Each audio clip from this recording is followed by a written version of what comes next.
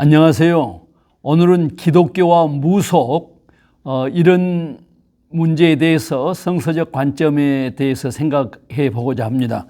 성서적 입장에서 정치의 영역은 일반 은총의 영역입니다. 전능하신 하나님께서 세상을 운행하실 때 정치의 영역을 다스리는 방법은 정치적 은사를 받은 사람, 다시 말하면 정치적 능력이 있는 사람에게 정치를 맡긴다, 그런 뜻입니다. 이 말씀은 하나님께서는 불신자에게도 정치적인 은사를 주신다, 그런 뜻이 되겠습니다.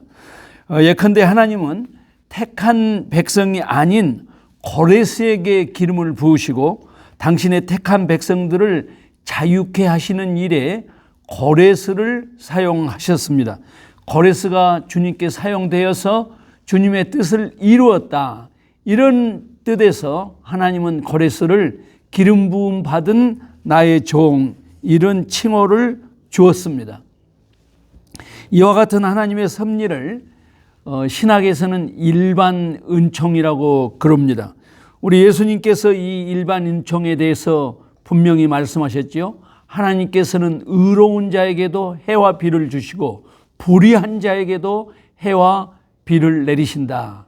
여기서 말씀하신 불의한 자는 문맥으로 보아서 불신자에게도 동일한 은혜가 임한다, 그런 뜻이 되겠고, 이런 하나님의 은총을 칼빈이 신학적으로 일반 은총이다, 이렇게 명확하게 정돈을 했습니다. 이런 측면에서 보면 한국 교회는 하나님의 은총론에 대한 그런 연구와 묵상이 부족했습니다. 그 결과 성과 속을 완전하게 분리함으로 하나님의 그 주권에 대한 영역을 심히 좁게 이해하는 그런 결과를 가져왔습니다. 이것이 바로 한국교회가 세상과 소통이 부족한 중요한 원인이었다고 저는 생각합니다. 예컨대 그동안 한국교회가 대통령이나 국회의원을 선출할 때 그가 하나님의 공의와 정의를 얼마만큼 잘 실현하고 실천할 수 있는 사람인가, 이런 기준을 가지고 선택한 것이 아니라 그가 얼마나 좋은 그리스도인인가, 얼마나 좋은 장로인가, 이런 데에 초점을 맞추어 정치적인 선택을 하다 보니 세상 사람들의 상식으로 보더라도 아주 부족한 사람, 정치적인 역량이 형편없는 사람이 다만 기독교인들의 지지를 얻어서 당선되는 그런 경우가 꽤 있었죠. 그 결과는 교회가 종교적 집단 이기주의로 비추어지게 되어서 교회의 권위가 상실됐고, 상실된 권위가 증거한 복음의 능력도 상실을 경험하게 되었던 것입니다. 일반 은총에 대한 광범위한 연구와 적용, 생활화가 이루어진다면 한국교회는 세상과의 소통 능력을 훨씬 풍성하게 확보하리라고 생각합니다. 교회가 일반 종교 현상을 어떻게 바라볼 것인가, 이 문제는 정치 영역을 어떻게 볼 것인가 하는 문제보다도 훨씬 복잡한 난제입니다. 성경은 하나님 외에 다른 신을 섬기는 것을 우상이라고 단죄하기 때문입니다. 그래서 기독교와 타 종교와의 대화와 공존이 결코 쉬운 그런 과제가 아니었습니다. 그러나 이 문제도 예수님께서 타 종교를 어떻게 생각했는가 하는 것을 생각하면 풀 수 없는 난제는 아닙니다. 예수님의 선교는 결코 폭력과 억지가 동원되지 않았습니다. 예수님의 지상 명령은 세상 사람들을 설득하는 것이 기본이었습니다. 전능하신 하나님, 전능하신 예수님, 전능하신 성령님의 선교는 전능을 빙자해서 세상을 정복하지 않았습니다. 창조와 타락, 구원과 종말론적 완성이라는 거대한 복음의 비밀을 인간들에게 제시하고 설득하는 것이 하나님의 선교, 예수님의 선교, 성령님의 선교의 기본이었습니다. 이 점에 관해서 모든 그리스도인들이 동의하지 않을 수 없을 것입니다. 그렇다면 여기 지금 존재하는 타 종교를 어떻게 이해할 것인가? 이 문제는 우리가 회피할 수 없는 신학적 과제고 신학적 난제입니다. 오늘날 교회의 보편적인 입장은 교회와 타 종교는 서로를 존중하면서 공존해야 한다라는 생각이 보편적인 기준이 되었습니다. 십자군식 정복주의가 하나님의 뜻이 아니라는 것을 교회는 비로소 깨닫게 되었습니다.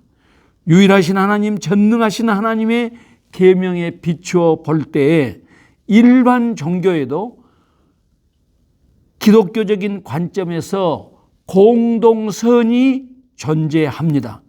바로 이 공동선을 기초로 교회와 타 종교는 공존해야 한다는 것이 오늘날 교회의 깨달음입니다.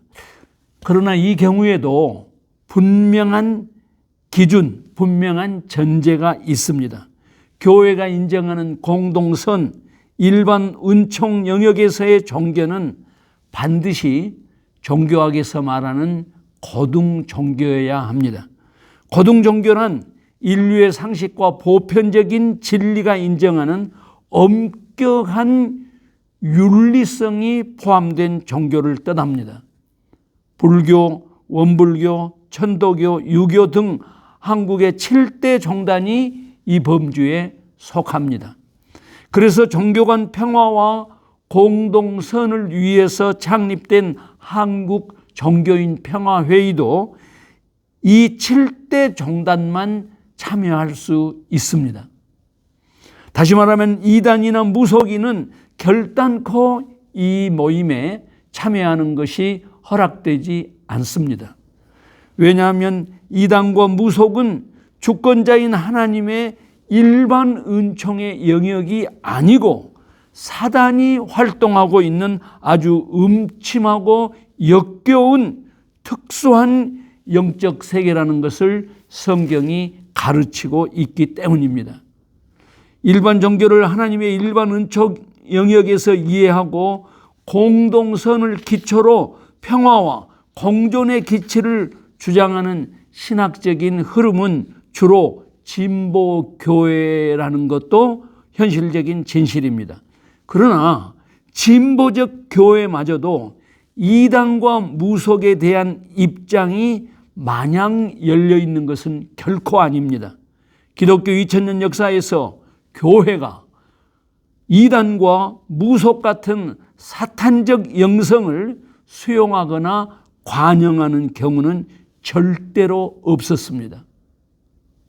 더더욱 보수교회는 이단과 무속에 대한 단죄의 태도가 훨씬 엄중했습니다. 기독교의 본질에 대한 도전이라고 확신했기 때문입니다. 오늘날 한국의 정치 현상에 아주 회개한 일이 벌어지고 있죠. 제1야당 대통령 후보 부인이 기자와 7시간 대화한 녹취록이 공개되면서 엄청난 파장이 일고 있습니다. 그 녹취록과 녹취록의 공개 과정에서 생긴 법적 정당성 문제는 추후 법원이 판단할 문제입니다. 그러나 소위 카더라 통신이 아닌 제1야당 대통령 후보 부인 자신의 육성을 통해서 증거된 그 사람의 무속적 지향성, 무속적 사고와 가치관, 무속적 생활 방식은 그야말로 우리 모두에게 충격이었습니다.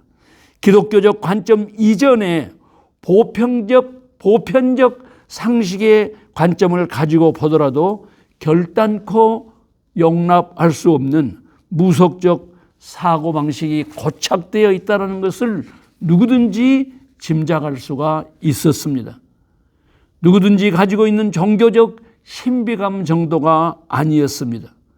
수년 전 온 국민을 놀라게 했던 최순실의 국정농단에서 엿볼 수 있었던 무속적 사고보다 훨씬 깊고 본질적이구나 하는 생각을 많은 국민들이 하게 되었습니다. 이런 현상은 한국교회 성도들이 결단코 간과해서는 안 되는 본질적인 문제입니다. 비기독교인들 입장에서 보면 무속적 경향성이 좀 지나쳤구나 이런 정도에서 이해할 수 있을지도 모르겠습니다. 그러나 성서의 가르침을 중시 여기는 기독교인들의 관점에서 보면 선을 넘어선 무속적 사고, 무속적 행위는 세상이 알지 못하는 영적인 세계, 곧 사단이 종횡무진 활동하는 영역이라는 진실을 보아야 합니다. 이것은 세상이 알지 못하는 영적 세계의 진실입니다. 이 진실을 깨닫는 것은 말씀과 성령의 도움이기 때문에 신학적 경향성이 보수냐 진보냐의 문제가 아닙니다. 진보와 보수를 떠나서 복음의 정체성을 지키기 위한 핵심적인 교회의 과제입니다.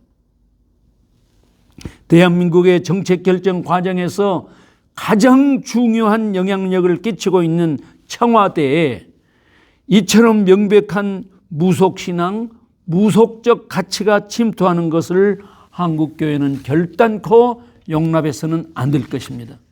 그동안 한국교회는 보수와 진보라는 신학적 경향성의 차이 때문에 많은 고통을 당해왔습니다. 그럼에도 불구하고 한국교회는 예수 그리스도의 유일성에 대한 고백의 터 위에서 그 정체성이 흔들리지 않았습니다. 이스라엘 역사에서 많은 영적 타락이 있었지만 여호와 신앙과 바알 신앙의 공존이라는 혼미 속에서도 끝까지 그들이 포기하지 않았던 것은 그래도 야훼 하나님에 대한 신앙이었습니다. 그런데 아합 시대에는 이방 여인 이세벨을 통해서 야훼 신앙을 아예 소멸시켜버리고 바알 신앙으로 이스라엘의 신앙을 대체하려는 통큰 반역이 시도되었던 것입니다. 저는 오늘날 한국교회의 영적 혼미를 보면서 불길하게도 아합과 이세벨 시대의 악몽이 떠오릅니다. 오직 여호와 하나님, 오직 예수 그리스도, 오직 성령님을 믿는 삼위일체의 견고한 신앙적 전통과 고백 위에 서 있는 한국교회가 이처럼 명백한 영적 싸움 앞에서 분열돼서는 안 될 것입니다. 우리의 주장이 아무리 옳다 해도 우리의 주장을 관찰하기 위한 폭력의 동원은 결단코 있을 수 없는 일입니다. 다만 평화적인 방법으로 국민을 설득하는 길이 우리에게 열려져 있습니다. 그것이 바로 선거라는 평화적인 방법입니다. 한국교회의 모든 성도들이 살아계신 하나님 전전에서 무릎을 꿇고 한국교회와 우리 민족 공동체를 오늘의 위기에서 지켜주시도록 기도해야 할 때입니다. 감사합니다.